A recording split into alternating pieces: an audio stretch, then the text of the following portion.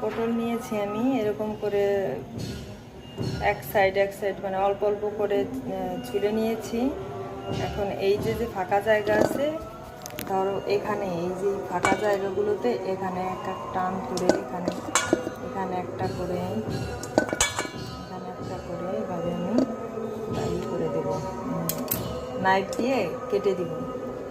তো দিলে কি হবে, মশলাটা ভালো ঢুকবে। কড়াই গরম হয়ে গেছে, আমি কড়াইতে তেল দিয়ে দিব। পটলগুলোকে আমি একটু হলুদ, কালারের জন্য টারমারিক আর একটু লবণ দিয়ে দিব। ভালো করে মিশিয়ে নেব। এই যে ফাঁকা জায়গাগুলো আছে এখানে মশলাগুলো ভালো ঢুকবে, ফাঁকা জায়গাগুলো। এবার আমি পটলগুলো দিয়ে দিব।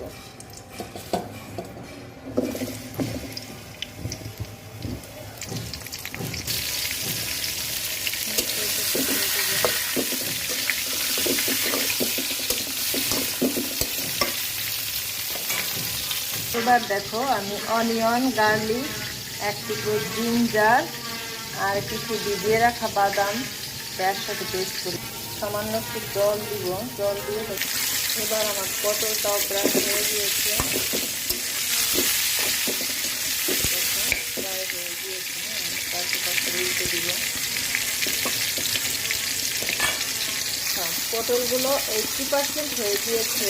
এই অবস্থায় আমি এখন ওটাকে নামিয়ে নেব। এবার আমি তেলে ছেড়ে দিলাম দুটো তেজপাতা, কালো জিরে,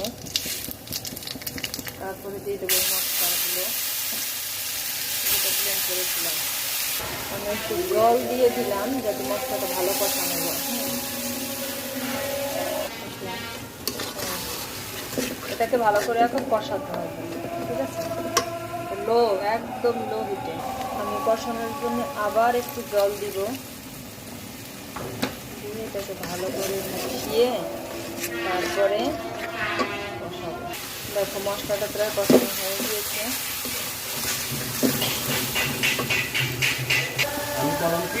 মশলাটা কষানো পর্যায়ে হয়ে গেছে, এখন আমি জল দিয়ে দিব। এরকম করে জাল উঠবে, তাই কিছু সময় পরে আমি পটলটা দিয়ে দিব।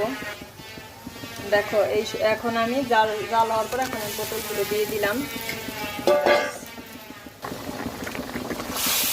ঝোলটা শুকিয়ে আসতে প্রায়, এখন আমি কিছু কাঁচা লঙ্কা দিয়ে দিব। দেখো ঝোলটা এরকম শুকিয়ে গিয়েছে।